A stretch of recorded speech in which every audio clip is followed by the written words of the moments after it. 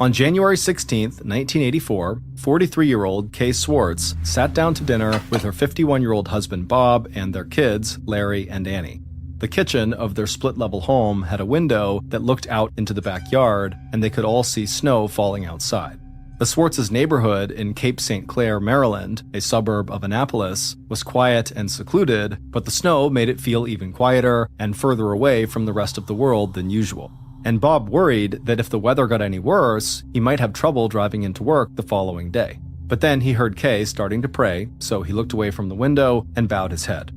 Kay finished her short prayer, and then the rest of the family said amen, and then they all started eating. Dinner time with the family was always Kay's favorite part of the day. Ever since she was young, she dreamed of having a close-knit family that sat down together every night to share a meal and talk about how their days had gone. And now, Kay's dream had come true. She watched as her 17-year-old son Larry and her 9-year-old daughter Annie dug into their dinner, and she looked over at Bob and smiled. Bob took a drink and then smiled back. Dinner with the family was his favorite time too, because just like Kay, he'd always wanted to have a house full of kids.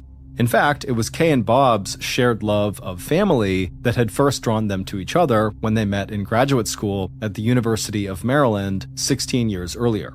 At least that's what they told all of their friends. The truth was, the first thing that had drawn Bob to Kay was her looks. The first time he saw her in one of the campus parking lots, he couldn't stop staring. Kay was 5 foot 10 inches tall with long legs and a long neck, her brown hair was cropped short, and she had a perfect smile. Bob thought she looked like a model. And Bob, generally speaking, did not have the confidence to talk to women who looked like models. He was short and stocky, and he'd lost most of his hair in his early 20s, which had always made him a little insecure, but once he'd seen Kay, he couldn't stop thinking about her. So when he saw her again eating lunch in the university cafeteria, he took a deep breath, walked right up to her, and started a conversation. And Bob would always be happy that he'd taken that risk, because he and Kay had hit it off immediately and discovered they had a lot in common. They were both devoutly religious, they believed education was the key to success, and they put their love of family above all else. And so, soon after that first meeting, they were spending as much time together as they could. And within a few months, they were already planning their future together. But not long after they'd gotten married, Kay learned that she was not capable of having children of her own. This made her feel like a failure, like she was letting Bob down, and that their dream of having a big, happy family would now never come true. But after Kay and Bob spent time talking and praying together, they started to look at this seemingly bad news as a sort of gift. They decided that if they couldn't have kids of their own, they would adopt and provide a loving home for children who had never been fortunate enough to have families of their own. So, in 1973, they adopted Larry when he was 6 years old. And when Larry arrived, he felt like he was the luckiest kid in the world. He had spent his childhood in and out of foster care and never felt like he had parents, but now Kay and Bob had taken him in, and he was sure he had found his forever home. And Larry was everything Kay and Bob could have hoped for in a son. He was sweet, polite, fun to be around, and he even enjoyed going to church with his parents. Larry's adoption was such a success that pretty much right away, Kay and Bob began talking about adopting more children. And 6 years after Larry joined the family, Kay and Bob adopted Annie from South Korea when she was 4 years old. Annie, like Larry, was just incredible to be around from the moment she arrived at their home. Her smile was infectious, and she was smart, curious, and always happy. Bob and Kay adored Annie, and Larry made it his mission to be the best big brother he could possibly be to his new sister. So, back in the present, in 1984, while Kay ate her dinner with her family that night, she was very happy with how her life as a mother had gone so far. But, deep down, she couldn't help but feel a sense of loss, because there was one empty chair at the dinner table where Kay and Bob's third adopted child used to sit. Less than 2 years after Kay and Bob had adopted Larry, and about 4 years before they adopted Annie, they adopted another boy named Michael. At the time, Michael was 8 years old, about 6 months older than Larry, and Kay and Bob hoped the two boys would become fast friends and soon grow into devoted brothers. But Michael struggled to adapt to his new life. His birth parents had abandoned him when he was an infant, and by the time he was adopted by Kay and Bob, he'd already lived in 6 different foster homes and developed a serious distrust of authority figures. and as a result, Michael clashed with his adoptive father, Bob, right away, mainly because Bob could be strict, especially when it came to school. And when Michael struggled in school, Bob would yell at him and ground him, and this would cause Michael to act out. And while Kay wasn't as strict as Bob, she was still a high school teacher, and she took education very seriously. So she couldn't understand why Michael didn't even seem to care about his grades. But when she tried to talk to him about it, he would get frustrated with her, and before long, they'd be shouting at each other. From the beginning, things between Michael and his new parents just didn't seem to be working out. And when Annie joined the family in late 1978, the Michael situation got much worse. Michael accused Bob and Kay of loving Annie more than they loved him, and Michael just seemed to go out of his way to start arguments with his parents, which made life very challenging for everyone in that house, especially Larry, because all Larry wanted was for everyone to be happy and to get along. And so, when Michael fought with Kay and Bob, Larry would try to talk Michael down and keep the peace. But Larry, who was sweet and soft-spoken, rarely had any luck calming Michael down, or getting his parents to go easier on Michael. It was like both sides were unwilling to compromise on any issue. As Michael got older, the arguments between him and his parents became more frequent and more heated. And when Michael became a teenager, he started getting in trouble at school for fighting, and when he got home from school, he would yell and scream at his parents almost every day. Around this time, Kay and Bob started to feel like they had totally lost control of their second son. Then, on a night in 1980, when Michael was 14 years old, the tension between he and his parents reached a breaking point. That night, Michael had asked Kay and Bob if he could go hang out with some of his friends, but they had told him no, that he needed to stay home and do his schoolwork. Michael was furious, and after screaming at his parents, he just snuck out of the house and met up with his friends. But when he got home later that night, Kay and Bob were waiting for him by the front door, and they told him that they had had enough of his bad behavior and that he was not allowed to come back inside. And they didn't just mean for that night. They meant forever. They were disowning him. The following day, Kay and Bob contacted social services, and Michael was taken away and sent to a reform school, which is an institution where youth offenders are sent as an alternative to prison. Kay felt absolutely terrible about this decision, but with Michael now gone, at least Larry and Annie would hopefully have a happier, healthier, and less disruptive home. Now sitting at the kitchen table, staring at Michael's empty seat, Kay tried to remind herself that that decision she and her husband had made a few years earlier had been the only decision they could have made. After all, they had recently learned from social services that Michael, who was now 17, had had to be moved from the reform school to a mental institution because of his erratic behavior. And so, at least to Kay and Bob, this only seemed to prove that Michael would not have worked out long-term in their family. But deep down, whenever Kay thought about Michael, she couldn't help but feel like a failure. That night, after dinner, Bob got up from the table and headed to his home office that he'd set up in a small room located in the basement. Bob had gotten in on the ground floor of the growing computer industry, and he enjoyed the work and the money it brought in for him and his family. But the job sometimes required him to do work from home late into the night.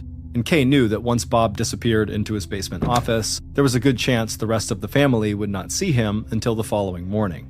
So Kay cleared the kitchen table with Larry's help, and then she and Annie headed upstairs. As Kay helped Annie get ready for bed, Larry came into Annie's bedroom and said goodnight to her before he walked back into the hall and headed for his own room. Kay gave Annie a kiss, said goodnight, and headed out into the hall just a moment after Larry had. Annie heard the sound of her brother's bedroom door shutting, and she heard her mother walking down the stairs. And soon after that, Annie's eyes got heavy and she fell asleep. But then, a couple of hours later, at around 11:30 p.m., Annie suddenly woke up because she heard what she thought were the sound of voices in the hall right outside her room. So Annie rubbed her eyes, climbed out of bed, and stumbled to her door, still half asleep. But when she opened her door, she realized the voices were not coming from the hallway, they were coming from downstairs. And the voices she heard were not people talking, but rather people screaming. Annie took a step into the hall, and instantly the screaming stopped. But Annie was still very worried and wanted to know what was going on, so she slowly walked downstairs, but when she got down there, the first floor was quiet and deserted. And as she stood there looking around in the dark, she suddenly thought she heard something outside the house. So she walked through the living room to a sliding glass door that looked out into the backyard where she heard the sound, and the moonlight, it was bouncing off the snow and created just enough light for Annie to get a good look at the backyard. And what she saw out there terrified her. In fact, Annie, after seeing it, she would turn and run back upstairs, dive into her bed, and pull the covers up over her head. And as she lay there, she told herself that this could not be real, that this had to be a bad dream. The following morning, Annie woke up and the house felt cold and quiet. She thought about what she'd seen the night before, but she was sure now that it really must have just been a nightmare, because if it hadn't been, if it had been real, wouldn't her brother or parents have come and got her and told her what was going on? Feeling somewhat reassured by this thought, Annie got out of bed and walked into the hall. She called out for her parents, but no one answered, so Annie walked downstairs to see where people were. But when she didn't see or hear anyone on the first floor, she started to get scared. So Annie ran back up the stairs to Larry's room, she opened the door, and she found him asleep in his bed. She shook him awake, and when he rolled over, she told him that she couldn't find their parents. Larry could tell that Annie was definitely scared, and so immediately became the big brother and tried to calm her down by telling her everything was okay and that their parents likely had just gone outside for a minute and they'd be back soon. Then he climbed out of his bed, took his little sister's hand, and together they walked downstairs. But when they got downstairs, Larry happened to look out the kitchen window into the backyard, and when he did, he stopped moving. He pressed his face against the glass and squinted to get a clear view of the yard, and when he did, his eyes went wide, and he instinctively reached over and covered Annie's eyes with his hand so she couldn't see what he was seeing. Then he picked his sister up and he ran to the phone to call 911. And as he ran, neither he nor Annie seemed to notice the red drops all over everything. A 31-year-old detective from the Anne of Arundel County Police, named Gary Barr, arrived at the neat little home in the quiet suburban neighborhood, and right away, the officers who'd already responded to Larry's frantic 911 call led the detective into the family's backyard. And when Detective Barr got out there and saw the scene, he just stopped and stared. Like Larry, the detective had a hard time processing what was in front of him. Detective Barr was a former Marine, and he'd seen some gruesome things during his time in the military, but he'd never seen anything like this.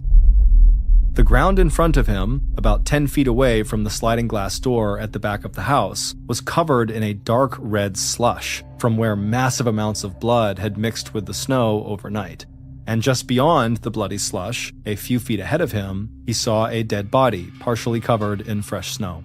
The detective took a deep breath of cold air, then slowly circled around the blood-soaked part of the yard and approached the body.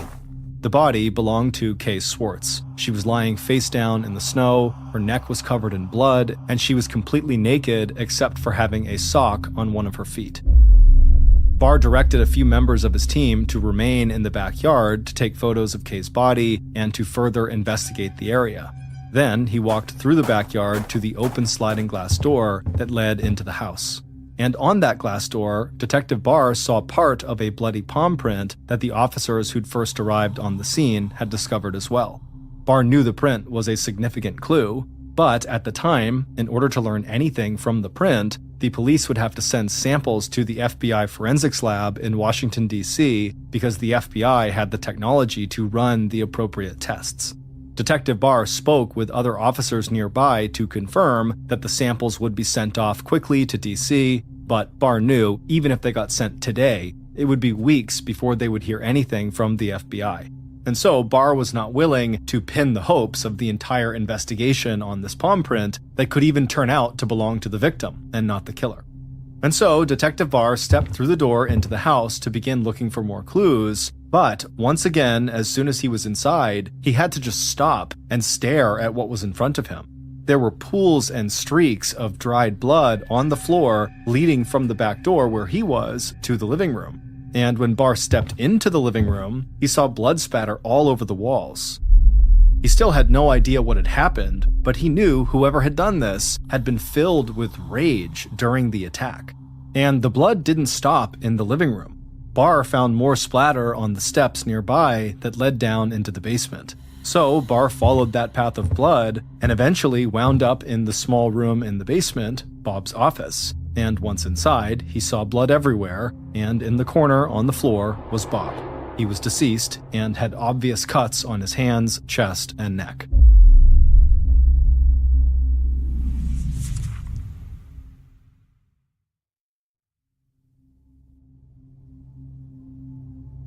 As members of the investigation team photographed and searched Bob's office, Detective Barr wandered back through the house and then walked out the front door. He hoped the cold air outside would help clear his head. He was in shock at what he'd seen inside the house because things like this just didn't happen in safe, quiet neighborhoods in Cape St. Clair. Barr stood there just breathing in the fresh air for a minute, and then he walked across the street towards one of the Swartz's neighbors' houses. When Barr had arrived at the crime scene, he'd told one of his officers to take Larry and Annie to this neighbor's house and to wait for him there. And so when Barr walked inside that neighbor's house, the officer was there with the two kids. Larry was wearing a pajama shirt, jeans, and high-top sneakers, and Annie was in a long nightshirt. As Barr approached the children, he saw Larry holding Annie's hand, gently consoling her. Larry was a relatively small and skinny kid, but it was clear to Barr that Larry was trying to act big and strong for his sister's sake. Barr walked up to the kids, and he first turned to Larry, and in a calm voice, he asked the child if he had noticed anything unusual the night before. Larry apologized and said he couldn't be much help. He told the detective that he'd gone to his room not long after dinner, looked at some notes from his Spanish class, and then went to bed. He didn't hear or see anything until the following morning when he and his sister had gone downstairs together to look for their parents, and that's when Larry had looked out the window and seen his mother in the snow and dialed 911. Then, without Barr asking, Annie suddenly lifted up her head and said that she had seen something the night before. Barr immediately crouched down to get to Annie's eye level and then asked her what she had seen. Annie told him that she'd woken up in the middle of the night because she thought people were talking outside of her room. But then, when she went into the hall, she heard screaming coming from downstairs. When the screaming suddenly stopped, she went downstairs to see what was going on, but when she got there, it was all quiet. Then she told the detective that she thought she had heard something outside, so she whipped around and looked out the door that opened into the backyard, and that was when she saw the terrifying thing that sent her running back up to her room and under her covers. Annie said she'd seen a very tall man with dark curly hair slowly walking away from their house. As she said this, Barr noticed Larry's eyes go wide, and then the boy started shaking his head. When Barr asked him what was wrong, Larry told him that the man Annie said she'd seen outside fit the description of their estranged brother, Michael, who was 6'4" tall and had dark curly hair. Detective Barr didn't know what to say. These poor kids who had finally found a safe and loving home with their adoptive parents had just lost that family and their new lives in a single day. Barr smiled at Annie and Larry and thanked them for their help. Then, leaving them there with the neighbors and the other officer who had brought them there, Detective Barr walked back outside and headed back across the street to the Swartz's house. As he walked, he knew one of his next moves would be to investigate his new primary suspect, Michael. Other than the bloody palm print, police had very little physical evidence from the scene of the crime. So, Barr and the other investigators began to question the Swartz's friends, families, and other associates to learn everything they could about the family. And through those conversations, Barr would learn that not long before Michael had left the house for good 4 years earlier, his outbursts with Bob had gone from just screaming fights to physical fights. And some of the neighbors were willing to admit that they thought Bob had most likely hit Michael on several occasions. And Barr also learned from a family friend that Michael had threatened to kill Kay and Bob, and that he had allegedly said that all he'd have to do was grab a knife and stab them. Barr knew that the threat of murder made Michael, who was already the prime suspect, look even more guilty, but Barr quickly discovered a major problem with the theory that Michael was the killer. Because Michael, who resided in a state mental hospital for psychiatric evaluation, had apparently been at the hospital on the night of the murders, at least according to hospital records. But Barr wasn't willing to take those records at face value. He wanted to meet with Michael in person because Michael simply had too many red flags to ignore. And so, days after the murder, Detective Barr drove out to pay Michael a visit at the mental hospital, which was a little over 10 miles away from the Swartz's house. When Barr arrived, a staff member from the hospital led him through the building, and Barr was horrified by the conditions he found. Screams from patients echoed from a large open room packed with beds. The floors and walls looked like they hadn't been cleaned in months, and Barr couldn't tell who, if anyone, was in charge of the place. He was also taken aback by how little security there seemed to be in the hospital. In fact, by the time he stepped into the room where he was supposed to meet Michael, he was convinced Michael could have easily slipped out of the hospital, made the relatively short trip to the Swartz's house, carried out the murders, and made it back to the hospital without anyone on staff ever noticing. Barr took a seat in a metal chair across a metal table from Michael. The room they were in was cramped, and the fluorescent light overhead cast a sickly glow on the dirty white walls. But Barr didn't notice any of that, because from the moment he sat down, he was fixated on Michael's neck.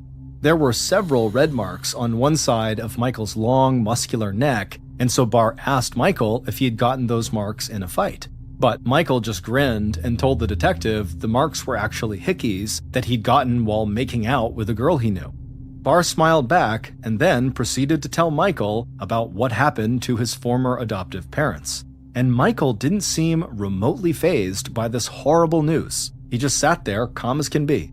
But Detective Barr was experienced enough to know that Michael's reaction to what he was told was not necessarily proof of guilt or innocence. And so Barr began asking basic questions, starting with, where was Michael on the night Bob and Kay were killed, January 16th? And Michael's answer, which was delivered just as calmly as his reaction to the news about his former parents, was simple. He'd been right here in the hospital where the state of Maryland had put him. But Barr wasn't convinced Michael was being honest, so he leaned across the table, looked Michael right in the eyes, and pushed him to talk about his troubled relationship with his adoptive parents and the threats of violence he'd made against them in the past.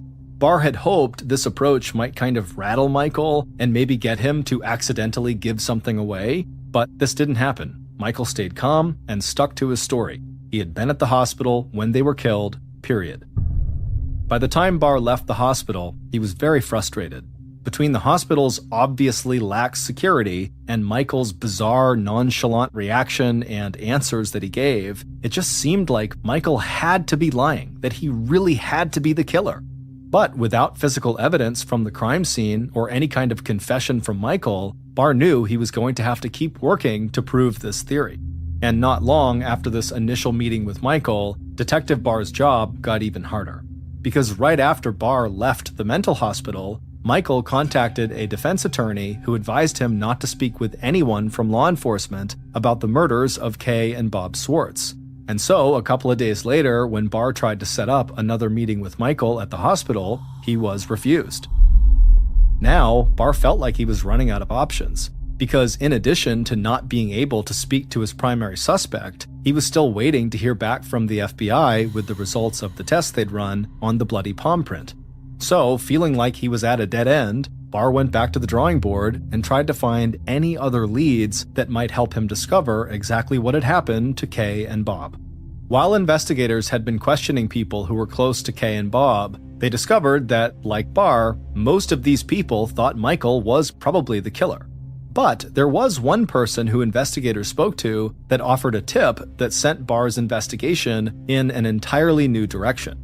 A friend of the family informed Barr that Bob had been a staunch anti-abortion activist and that he had spent significant amounts of time publicly protesting an abortion clinic in the area. And it turned out that Bob's protests had often turned aggressive, and he'd possibly made some enemies in the process. So, Detective Barr did his job and tracked down people who worked at the clinic and some of Bob's fellow protesters. But as the days went by, he felt like this was all just a big distraction, and he didn't think this line of questioning was getting him any closer to solving the case. Because Detective Barr was sure that Michael must have at least been involved in the murders. So, Barr abandoned the abortion clinic theory and decided to just basically wait for the FBI to send back the test results from the bloody print that had been found on the sliding glass door at the murder scene. And finally, in March of 1984, almost 2 months after Bob and Kay were murdered, the results arrived. And as Detective Barr expected, these test results would break the case wide open. However, the results would lead Detective Barr down a path he had not even considered during his initial investigation. Based on the test results from the FBI, evidence found at the scene of the crime, and interviews conducted throughout the investigation, here is a reconstruction of what police believe took place at the Swartz home on the night Kay and Bob died, January 16, 1984. At around 11:30 p.m. on January 16th, snow was on the ground outside the Swartz home and the temperature was well below freezing. But sweat dripped down the killer's forehead as they walked through the Swartz house towards the living room. The killer felt lightheaded, and they could still feel the slight burn in their stomach from the shots of rum they'd drunk only a few minutes earlier. The killer stopped a few feet from the living room, hidden in the shadows, and listened to the sound of the television. Then they poked their head around the corner and saw, in the glow of the TV, there was a woman wearing blue flannel pajamas, Kay, sitting in a black vinyl chair, watching the TV. In front of her was a small table with the remains of what looked like her late-night snack, an empty plate, a fork, and a sharp steak knife. The killer was not actually carrying a weapon. In reality, they had not fully mapped out how this attack would go, but the steak knife on Kay's table seemed like the perfect solution. So the killer took a few steps into the living room, but then suddenly stopped. And as they looked at Kay sitting there peacefully watching TV, they started to have second thoughts about what they were about to do. But then the killer took a long, deep breath and told themselves this was the right move. And then they continued to walk through the living room towards Kay. The killer's footsteps caused the wooden floors to creak as they moved. Kay heard those creaks and quickly looked up from the TV to see who was there. And when she saw, she was startled, but mostly she was angry, and she yelled something at the killer. And the killer shouted something right back. And then before Kay could possibly understand what was happening, the killer rushed forward, grabbed Kay's steak knife, and slashed the side of Kay's neck. Kay screamed, and the killer just froze, like they were stunned by what they'd just done. In that moment of hesitation, Kay put a hand to her neck to try to stop the bleeding, pulling herself out of her chair, and then she tried to run out of the room. But the killer, filled with rage, rushed after Kay and managed to slash her neck 6 more times. The killer watched her fall to the floor. Kay struggled to pull herself up onto her hands and knees, but she was now bleeding profusely and her breath was quiet and shallow. The killer stood over her, raised the knife again, and was about to bring it back down for one final blow when suddenly they heard a sound coming from the steps that led to the basement. The killer stopped what they were doing and rushed over to the top of the steps and looked down to see what the noise was, and what the killer saw at the foot of the stairs was Bob standing in the doorway of his basement office. And when Bob saw the killer standing there with the steak knife in hand, he screamed for help. But there was no help coming, and Bob had nowhere to go. He was trapped in the basement.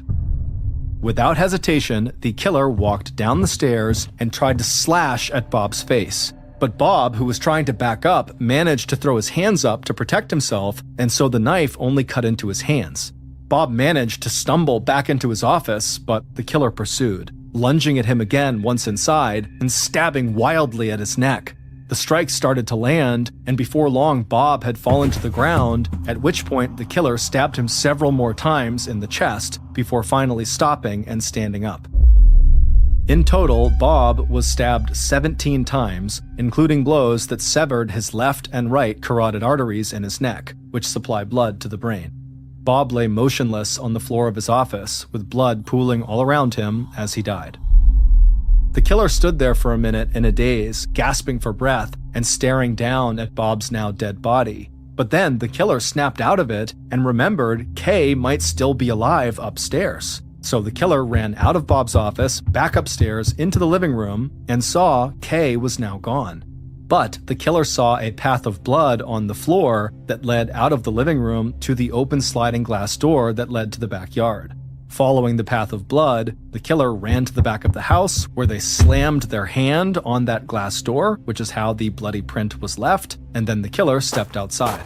The killer could see their own breath in the cold night air, and they could feel the snow crunch under their shoes, but the adrenaline made their face and hands feel flushed and hot. Then, in the moonlight, the killer saw Kay slowly staggering through the yard, desperately trying to get away. Blood dripped from her neck and left dark red pools behind her in the snow. Kay tried to scream for help, but the cuts from the killer's knife had damaged her neck and throat, and so she couldn't make enough sound to be heard. As the killer watched Kay moving through the yard, the urge to cause her as much pain as possible suddenly took over. The killer looked around the yard and spotted a wood-splitting maul, which is like a sledgehammer with a sharp axe head, leaning against a pile of firewood. Then the killer slipped the knife into their jeans pocket, walked over and grabbed the maul with both hands, and then ran over to Kay. When the killer reached her, she was barely able to stand. The killer raised the wood-splitting maul and slammed it into the back of Kay's head. Her skull cracked, and then she crumpled to the ground. Even though Kay was now dead, the killer was not done with her. They wanted to humiliate her. So the killer stripped Kay naked except for one sock. But after the killer tossed Kay's pajamas to the ground, they suddenly started to panic. It was like, for the first time, they realized what they had just done. The killer's hands were shaking, and they saw that their clothes were covered in blood, but they knew they had to get rid of the weapons, so they walked through the yard away from the house, they wiped down the handles of the maul and the knife with a clean part of their shirt, and then threw them into the woods that surrounded the Swartz's backyard. Then the killer walked back through the yard past Kay's body and went inside the Swartz's house. Once inside, the killer walked through the house to the laundry room where they stripped off their clothes, piled them into the washing machine, and then hit start. At this point, the killer's head was pounding, their arms and back ached, and they felt exhausted, so they walked upstairs, headed down the hall past Annie's room, and glanced at the door that led to Michael's old room. Then the killer stepped past that door to his own door that led to his bedroom, and he climbed into his own bed and went to sleep. Larry Swartz, who everybody thought was the quiet, sweet, perfect son, was in fact the killer. The results of the FBI tests made it clear that the bloody palm print on the sliding glass door belonged to Larry and not to Michael, like so many people had thought. And when Detective Barr learned the palm print was Larry's, he thought back to the beginning of his investigation when he first spoke to Larry and Annie right after he had arrived at the crime scene. And he would come to understand that little Annie thought of her 5'9" brother Larry as being a, quote, very tall person, because pretty much everyone who was over 5'5" seemed very tall to her. But Larry, thinking on his feet, had immediately used her description of the very tall man in the backyard, the likely killer, to his advantage, pointing out that his former brother, Michael, was in fact very tall, 6'4" to be exact, which is considered very tall by basically all adults. Michael did this, of course, to deflect suspicion away from himself. Police arrested Larry, and while in custody, he would confess to killing his parents. Larry claimed he had killed Kay in the house and had not chased her down and killed her in the yard like the police said. But Larry's memory of the night was fuzzy, and Detective Barr didn't think Larry's version of events fit with the evidence found in the backyard and in the house.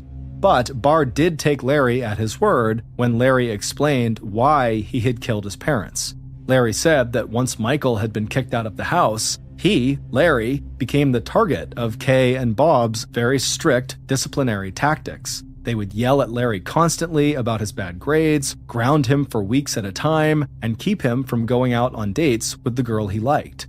Larry grew very angry at his parents, and he felt like they enjoyed humiliating him. And then, on January 16, 1984, Larry snapped. That night, after Annie had gone to bed, he and Kay got into a shouting match when he told her he had failed his Spanish exam. And Kay said that knowing Larry, he would probably fail all of his other exams too. So Larry stormed upstairs to his bedroom, slammed his door, reached under his bed, and grabbed a soda bottle that was actually filled with rum. And as he drank the rum, he got angrier at his parents, and he convinced himself that they were going to kick him out of the house like they'd done to Michael, and he'd never get to see his little sister Annie again. So Larry decided the only solution was to kill Kay and Bob. So he went downstairs and did just that. Larry ultimately pleaded guilty to second-degree murder. He was sentenced to 20 years in prison, but after serving 9 years, he was granted parole. Larry would move to Florida, where he would die from a heart attack in 2004 at the age of 38.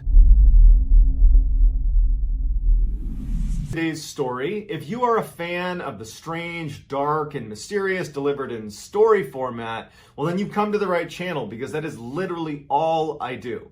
And I upload 3, sometimes 4 times every week. So if that's of interest to you, if you could, please gently eviscerate the like button and then subscribe and turn on all post notifications so you don't miss any of my weekly uploads. All right, let's dive in. Anneliese Michel was born in 1952 in Western Germany to a fiercely religious family. Devout Catholics who believed in some of the more extreme elements of the Catholic faith. Now, one of the things that they believed in and certainly pushed on to Anneliese and her siblings was this idea that sin could not be atoned on your own. It would require other people effectively sacrificing on your behalf for you to be absolved of your sin. And so Anneliese and her siblings would be instructed by her parents to, at times in the winter, sleep on the hardwood floor in order to repent for sinners that can't repent for their sins on their own. And so she'd be laying on the floor in the middle of the winter, thinking that what she was doing was saving other people from their own sin. In 1969, Anneliese would have her first seizure. She was at school, she suddenly started seizing up and convulsing, and her classmates would later tell investigators and her family that it was almost like she'd entered into a trance-like state while she was having this seizure. And then as soon as the seizure had ended and she was done convulsing, she snapped out of the trance-like state. It wasn't until a year later when Anneliese had another seizure in the middle of the night. She had this convulsion and her parents come in and she's in this trance-like state and she's wet the bed and then she snaps out of it and she doesn't know what happened. It wasn't until this second seizure that the family actually sought medical attention. They actually went to a neurologist. That neurologist would tell Anneliese and her family that what she was suffering from was something called temporal lobe epilepsy, where, amongst a litany of horrible side effects, a few of the more significant ones are serious auditory and visual hallucinations, a loss of awareness, and intense mental state. So Anneliese was prescribed medication by this neurologist to try to combat this temporal lobe epilepsy, but it didn't seem to do anything. And in fact, her seizures and convulsions and this trance-like state she would go into during the seizures, it only persisted and intensified. And it got to a point where Anneliese and her family believed the best thing for her to do would be to go to a psychiatric hospital where the staff there was better equipped to handle what was happening to her. And so she checks in willingly, and they start experimenting with different drugs, and nothing seems to work. And in fact, her condition only gets worse. She starts having more seizures and more convulsions, and she starts having a regular visual hallucination. Whether she's having a seizure or not, everywhere she looked, if she looked at anybody in the face, their face would become demonic. Like it would be a demon's face that would look at her and say, "You're going to rot in hell." And so she began not being able to look at people in the face, and she would tell the nurses and doctors, like with her head down, about these demon faces she was seeing. And it was the first time she began espousing this idea that she was in fact possessed by demons. In fact, 6 demons by her count. When she passed on that information to her family that she believed she was possessed, she and her family believed that the psychiatric hospital was not enough, and in fact modern medicine was really not enough to handle what was happening to her, that they would need to search for help outside of medicine, and so they turned to the Catholic Church. Initially, all the clergy that Anneliese and her family approached to try to help her with the situation rejected her request, and they said, "You need to seek medical attention. This is not something we can help you with." Not knowing where to turn, her family is kind of at a loss. At the same time, Annaliese's condition really nosedives. I mean, it was already pretty bad. It gets a lot worse. She began doing 400 plus squats every day, like compulsively doing squats. Then she began going under the table periodically and not coming out for 2 days, barking like a dog the entire time without sleeping. She began going to corners of the house and finding spiders and eating them off the ground. She would scurry over to the fireplace and pull coal out of the fireplace and eat the coal. I mean, she was really losing it. Finally, the family located a priest named Ernst Alt who believed she was possessed and that she was not epileptic, and he was willing to petition the local bishop to allow the Catholic Church to perform an exorcism. And so that bishop granted permission for a local priest, Arnold Renz, to perform an exorcism with the full endorsement of the Catholic Church. Over the next 10 months, Renz would conduct 67 exorcisms of Anneliese. And through these exorcisms, Anneliese would reveal that she was being possessed by 6 demons: Lucifer, Cain, Judas, Nero, Fleischmann, and Adolf Hitler. And so all of these voices, these demonic voices that were coming out of Anneliese, they were picked up on audio recording during the exorcisms. And in the movie, The Exorcism of Emily Rose, the most iconic scene in the movie is the demon scene where they show off these voices coming out of, in the movie it's Emily Rose, but it's supposed to represent Anneliese Michel. And they do a fantastic job showing what that might have looked like during the exorcism. So take a look. Give me your name, demon! Names! Names!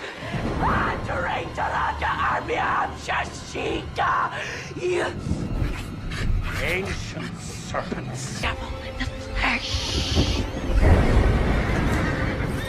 And now I want you to take that scene you just watched of Emily Rose being possessed by these demons and think about that as you listen to the actual audio recordings of Anneliese Michel during one of her many exorcisms.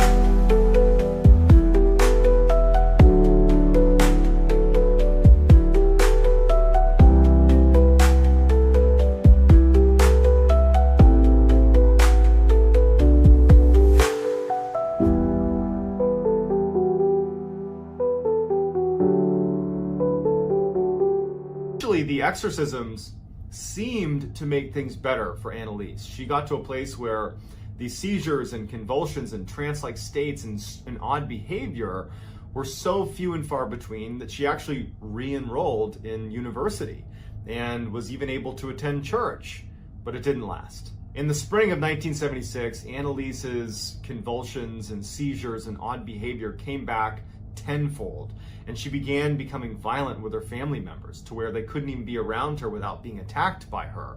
But when she was left on her own, she would harm herself. She stopped eating, saying that the demons were not allowing her to eat, and all day long she would stand up and then drop to her knees to pray, and then get back up and drop to her knees to pray, breaking both her kneecaps and tearing the tendons in her knees, which seemingly did not faze her. But still, her family believed that what she needed was religious intervention, not medical intervention. Also, Annalise felt the same way, but some might say that she was not in a position to make that decision, that she had lost her ability to make that decision. But either way, they continued with the exorcisms. The final exorcism of Annalise took place on June 30th, 1976.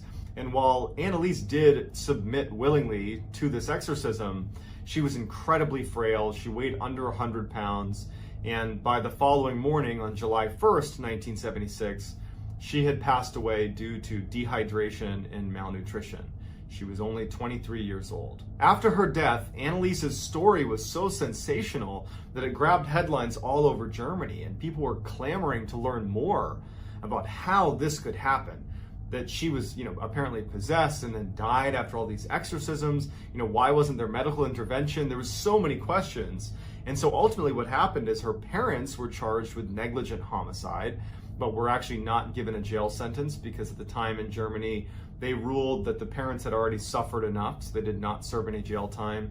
And there were two priests, one of them being Renz, who were charged with negligent manslaughter, and they were sentenced to 6 months in jail. That was later suspended. To this day, people are absolutely split down the middle about what actually happened to Annalise Michel. Was it possession, or was it, like the neurologist said, a form of epilepsy, or was it something else? And furthermore, was psychiatric treatment or was modern medicine doing enough to help her? Or were they failing just as much as the exorcisms ultimately failed? It's a question that to this day people are really unsure how to answer. Her gravesite has become sort of like a monument for many churches around Europe. They will go and basically make the pilgrimage to her gravesite to pay their respects to a girl that they believe in some way died for their sins. So what do you think this was? Was this demonic possession, or was this epilepsy? Or was it something else? And how do you think they should have treated this case? I mean, obviously the medication she was on was not making it any better, but at the same time, the exorcisms didn't seem to do much better either. So how do you treat something like this? Let me know in the comments what you think, and I'll do my best to respond to as many as I possibly can. All right, that's gonna do it, guys. If you were interested in this story and like this type of content, if you would please gently eviscerate the like button and then subscribe to this channel and turn on all post notifications so you can get the 3 to 4 weekly uploads that happen on this channel every week. If you want to get in touch with me, you can hit me up on Instagram. My handle is JohnBallen416. I'm also very active on TikTok, where my handle is MrBallen as well. That's going to do it, guys. Until next time, see ya.